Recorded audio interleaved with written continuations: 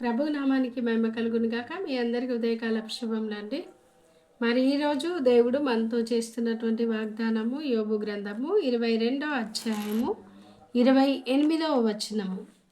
మరియు నీవు దేనినైనా యోచన చేయగా అది నీకు స్థిరపరచబడును, నీ మార్గముల మీద వెలుగు ప్రకాశించును.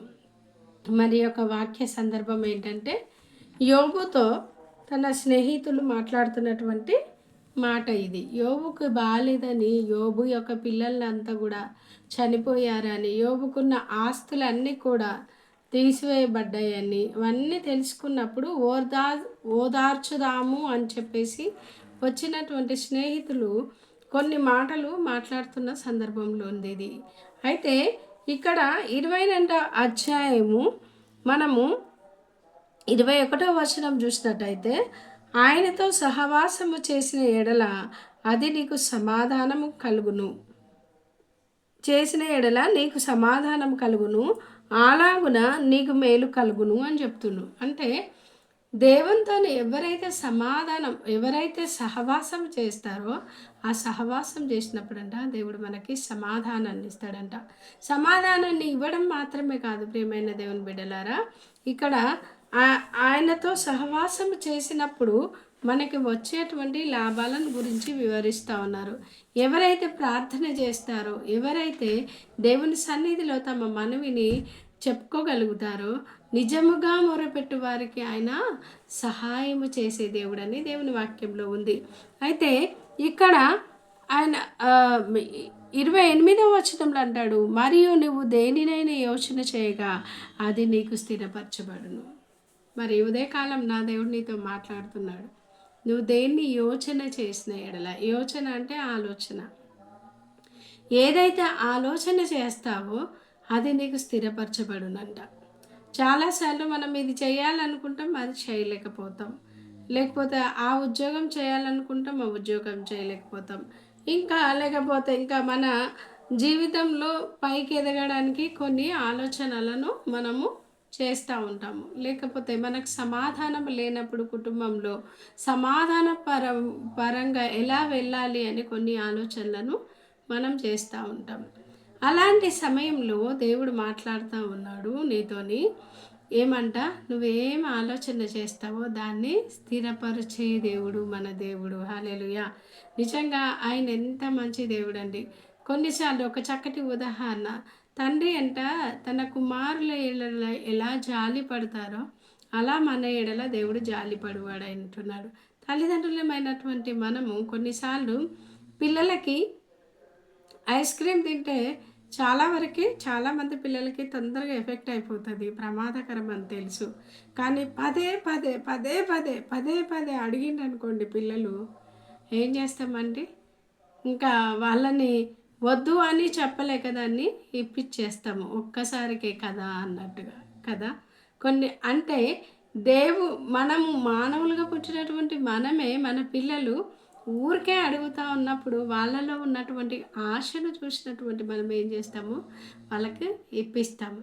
అదే రీతిగా దేవుడు కూడా మన ఎడల జాలి పడుతూ ఆయన ఏం చెప్తున్నాడంటే, మనకి ఏది అవసరమో అది మనకు ఇస్తాడంట. అంతేగా, మనం జస్ట్ ఆలోచన చేస్తే చాలు దాన్ని స్థిరపరుస్తా అంటున్నాం. నిజంగా అసలు ఎంత గొప్ప దేవుడు ఎక్కడ ఉండడు. ఇంత మంచి దేవుడు మనకు దొరికినందుకు దేవునికి స్తోత్రం. అందుకే దేవుని వాక్యంలో ఉంది, యెహోవా దేవుడు కాగల జనులు ధన్యులు. నిజం కదా. ఆయన మన ఆలోచనలను స్థిరపరిచే దేవుడు, మన యొక్క మార్గముల మీద ఆయన వెలుగును ప్రసరింపజేసే దేవుడు. ఎంత మంచి దేవుడు మనకున్నాడంటే దేవునికి మహిమ కలుగును గాక. మనకి ఏమి ఆలోచన చెయ్యాలో కూడా చెప్పే దేవుడు. ఆయన వాక్యంలో ఉంది, మనకి వెనక తట్టున ఉండి ఆయన మీరు ఈ మార్గములో నడువుడి అని చెప్పి మనకి చెప్తాడంట. మనకి మంచి ఆలోచన చేయడానికి కూడా దేవుడు సహాయం చేసే దేవుడు. కొన్నిసార్లు మన ఆలోచనలు మన ఆధీనంలో ఉండవు.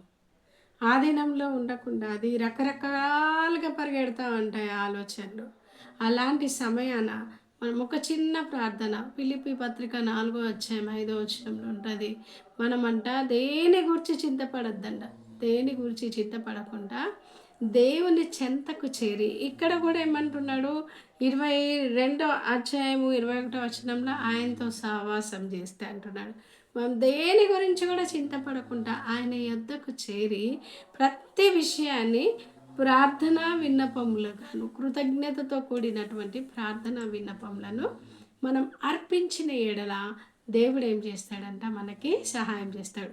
మరి మనం ఆలోచన చేస్తే దాన్ని స్థిరపరుస్తాడన్న కదా. నా జీవితంలో 1999 సంవత్సరంలో ఒక చిన్న సన్నివేశం, చాలా సింపుల్గా ఉంటుంది, సిల్లిగా ఉండొచ్చు ఒకవేళ కొంతమందికి. చాలా సింపుల్ థింగ్, ఇది సింపుల్ విషయం అనమాట. కానీ దేవుడు ఎంత అద్భుతంగా నా విషయంలో కార్యం చేసిండంటే, అయితే నేను అప్పుడు ట్రైనింగ్ పీరియడ్లో ఉన్నాను.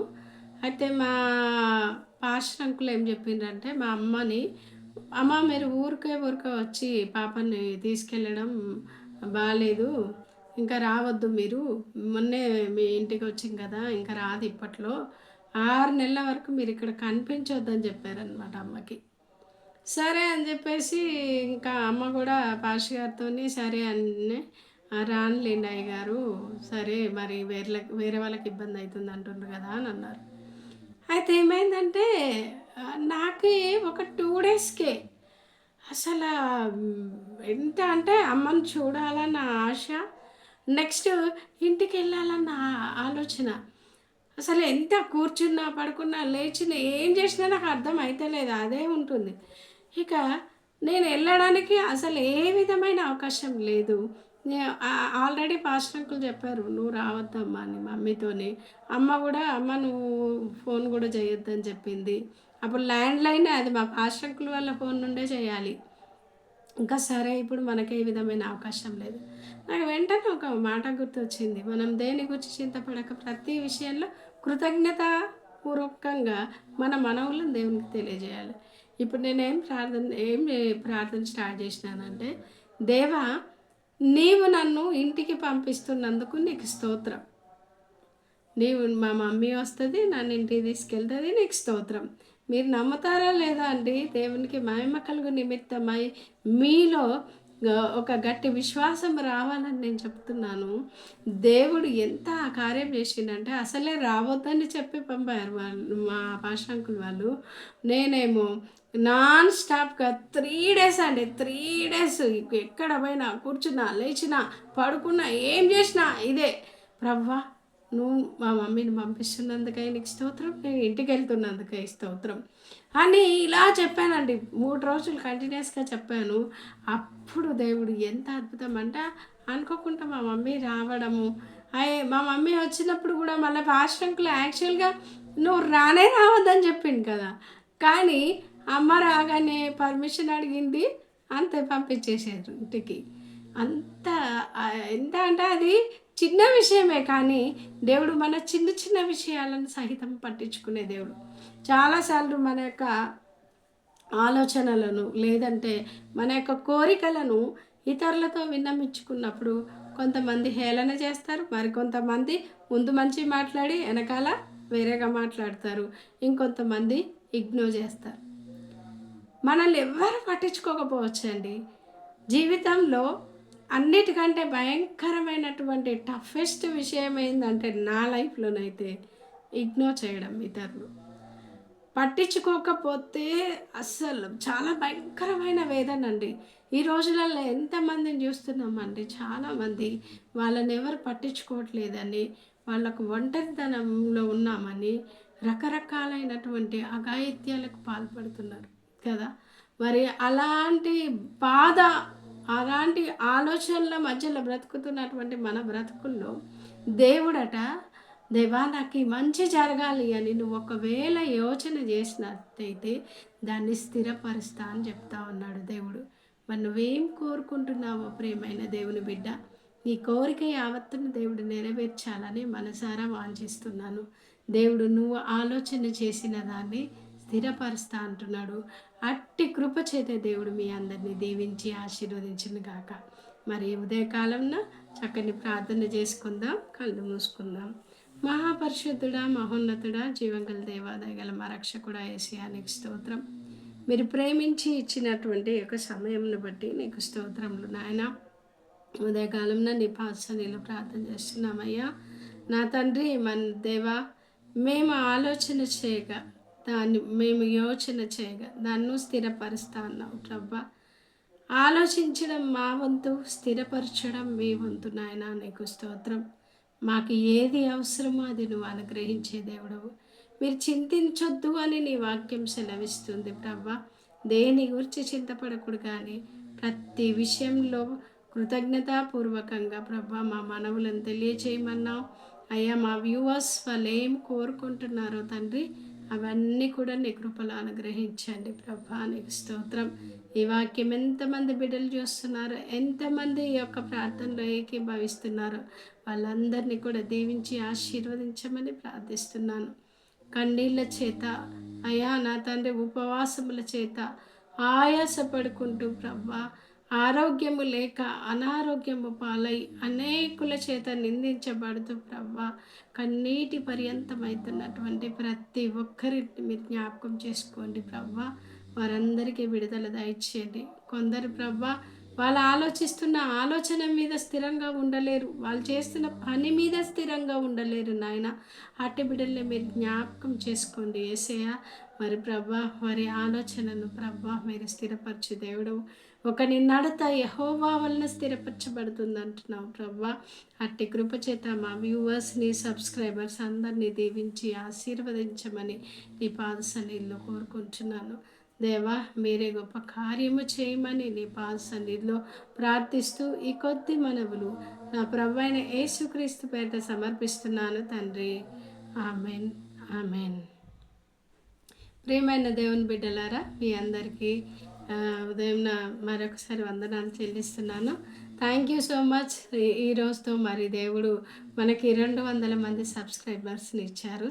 ఇది కేవలం ఆయన కృప మాత్రమే. మరి మీరందరూ కూడా ఎంతో ఆదరిస్తున్న విధానమును బట్టి నెక్స్ట్ మీ అందరికీ చాలా థ్యాంక్స్ చెప్తున్నా.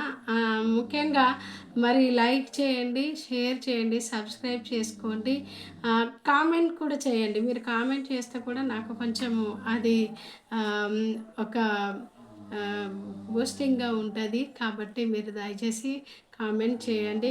మీకు ఏమైనా ప్రార్థన అవసరతలు ఉంటే కూడా మీరు దయచేసి కామెంట్ ద్వారా తెలియజేయండి. గతంలో కామెంట్ ద్వారా తెలియజేసినటువంటి అంశాలన్నిటి కోసం నేను ప్రార్థన చేస్తున్నాను ప్రతిరోజు కూడా. ఇంకా మీరు కామెంట్స్ పెట్టినట్టయితే నేను తప్పకుండా మీకు రిప్లై ఇస్తాను, ప్లస్ ప్రార్థన చేస్తాను. Thank you so much.